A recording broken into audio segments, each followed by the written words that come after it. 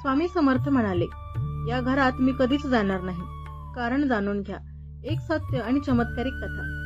मंडळी, आज आपण ऐकणार आहोत स्वामी समर्थांच्या जीवनातील असा एक प्रसंग, ज्यामध्ये स्वतः स्वामी समर्थांनी एका भक्ताच्या घरात जाण्यासाठी स्पष्ट नकार दिला होता.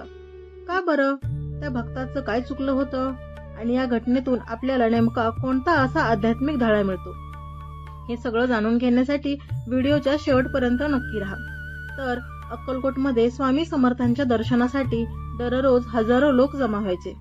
राजे, जमीनदार, शेतकरी, गरीब, साधू आणि महंत सगळेच त्यांच्या कृपादृष्टीसाठी आतुर असायचे. एक दिवस एका श्रीमंत व्यापाऱ्याने ठरवलं, स्वामींना माझ्या घरी बोलवायचं. भव्य घर तयार केलं. मोठ्या उत्साहानं स्वामींच्या सेवकांना आमंत्रण देखील दिलं. तो व्यापारी मनाने भक्त होता असं त्याला वाटत होतं, पण त्याची भक्ती फक्त बाहेरूनच होती. दान, सजावट आणि कीर्ती दाखवण्यासाठीच. त्याने आपल्या घरात हजारो दिवे लावले, सोन्याच्या पायऱ्या देखील चढवला. पण मात्र स्वार्थ, अहंकार आणि अहंकारी विचारांनी त्याचं मन भरलेलं होतं. त्या दिवशी लोकांनी स्वामींना सांगितलं, महाराज, अमुक व्यापाऱ्याने आपल्यासाठी भव्य स्वागत केलं आहे. स्वामींनी थोडं शांत राहिले आणि हसले. म्हणाले, त्या घरात मी जाणार नाही. त्या थाळीत माझं अन्न नाही. सर्वांना आश्चर्यच वाटलं, पण स्वामींचं बोलणं नेहमीच दैवी अर्थ घेऊन येतच असतं. त्या व्यापाऱ्याने विचार केला, स्वामी माझ्याकडे का आले नाहीत? त्याने सेवकांना पाठवलं. स्वामींना विनवण्या केल्या, पण उत्तर मिळालं नाही. स्वामींनी फक्त एवढंच म्हटलं, ज्यांच्या मनात स्वार्थ, तिथं माझं वास्तव राहत नाही. हळूहळू त्या व्यापाऱ्याचं लक्ष स्वतःच्या वर्तनावर गेलं. त्याला जाणवलं की त्याने केलेली पूजा केवळ दिखावा होता. त्या रात्री त्याला झोप लागली नाही. तो स्वामी समर्थांच्या ध्यानात गेला. स्वप्नात त्याला स्वामी दिसले आणि म्हणाले, भक्तीचा अर्थ सेवा, नम्रता आणि शुद्ध अंतःकरण असावं. दिवसाला तू हजारो दीप लावतोस, पण मनातील अंधार दूर करत नाहीस. तो अंधार मिटव आणि मग माझं आगमन होईल.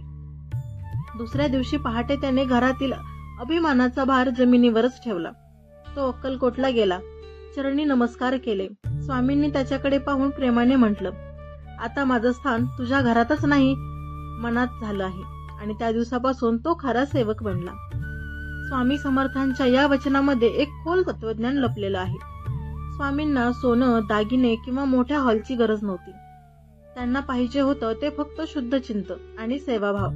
जेव्हा आपण अहंकाराच्या भिंती मोडतो, तेव्हा ईश्वर स्वतः येतो. ही कथा आपल्याला शिकवते की देवाला प्रसन्न करायचं असेल तर बाह्य दृष्टींपेक्षा अंतःकरण शुद्ध असणं खूप गरजेचं आहे. आपलं घर छोटं असलं तरी प्रेम, करुणा आणि सत्याने भरलेलं असावं. देव नक्कीच येतो. स्वामी समर्थ म्हणतात, जसा भाव तशीच मेरी कृपा. म्हणूनच मंडळी, स्वामी समर्थांच्या प्रत्येक लीलेत एक मार्गदर्शन असतं.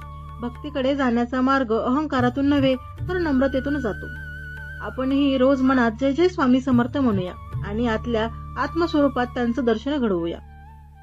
जर ही कथा तुम्हाला आवडली असेल तर चॅनलला सबस्क्राईब करा आणि या दैवी लीलेचा संदेश आपल्या मित्रांपर्यंत नक्की पोहोचवा. स्वामी समर्थांची कृपा आपल्या घरात राहो. जय जय स्वामी समर्थ.